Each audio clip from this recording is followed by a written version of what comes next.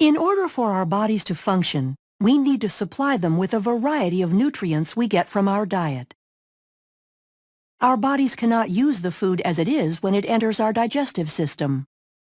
The process of chemical digestion uses different proteins and enzymes to break down the food particles into usable nutrients our cells can absorb.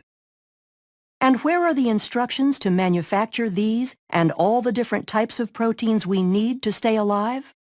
The instructions to make proteins are contained in our DNA. DNA contains genes. A gene is a continuous string of nucleotides containing a region that codes for an RNA molecule. This region begins with a promoter and ends in a terminator. Genes also contain regulatory sequences that can be found near the promoter or at a more distant location. For some genes, the encoded RNA is used to synthesize a protein in a process called gene expression.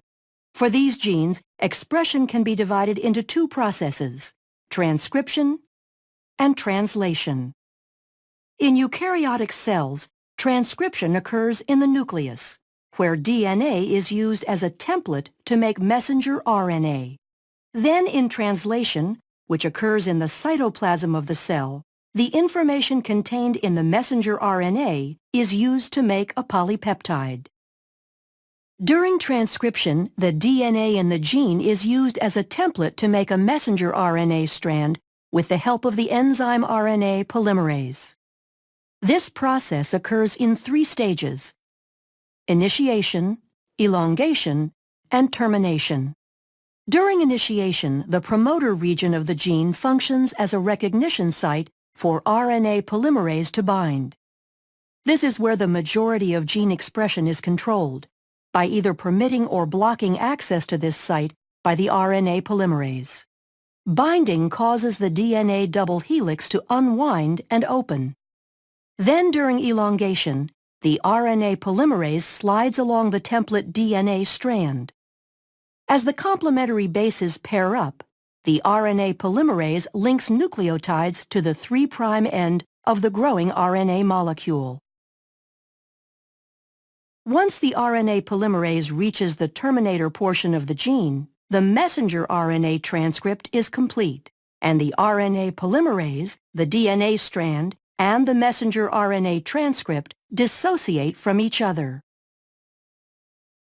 The strand of messenger RNA that is made during transcription includes regions called exons that code for a protein, and non-coding sections called introns.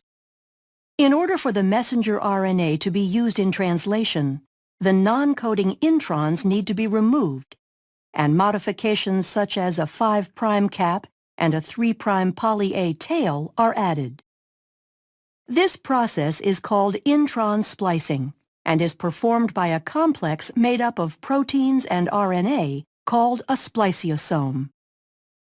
This complex removes the intron segments and joins the adjacent exons to produce a mature messenger RNA strand that can leave the nucleus through a nuclear pore and enter the cytoplasm to begin translation. How is the information in the mature messenger RNA strand translated into a protein? The nitrogenous bases are grouped into 3 letter codes called codons. The genetic code includes 64 codons. Most codons code for specific amino acids. There are 4 special codons, 1 that codes for start and 3 that code for stop.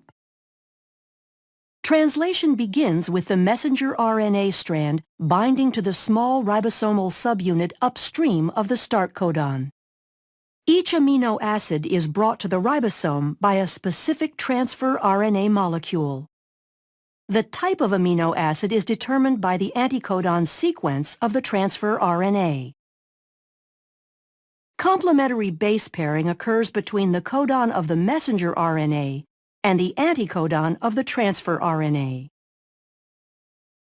After the initiator transfer RNA molecule binds to the start codon, the large ribosomal subunit binds to form the translation complex, and initiation is complete.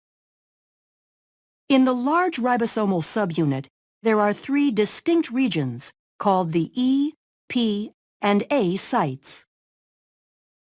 During elongation, individual amino acids are brought to the messenger RNA strand by a transfer RNA molecule through complementary base pairing of the codons and anticodons. Each anticodon of a transfer RNA molecule corresponds to a particular amino acid.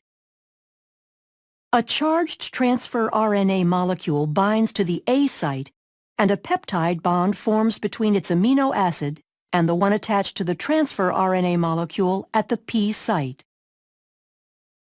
The complex slides down one codon to the right, where the now uncharged transfer RNA molecule exits from the E site, and the A site is open to accept the next transfer RNA molecule. Elongation will continue until a stop codon is reached. A release factor binds to the A site at a stop codon, and the polypeptide is released from the transfer RNA in the P site. The entire complex dissociates and can reassemble to begin the process again at initiation. The purpose of translation is to produce polypeptides quickly and accurately. After dissociation, the polypeptide may need to be modified before it is ready to function. Modifications take place in different organelles for different proteins. In order for a digestive enzyme to be secreted into the stomach or intestines, the polypeptide is translated into the endoplasmic reticulum, modified as it passes through the Golgi, then secreted using a vesicle through the plasma membrane of the cell into the lumen of the digestive tract. Proteins are needed for most physiological functions of the body to occur properly, such as breaking down food particles in digestion, and the processes of transcription and translation make the production of proteins possible.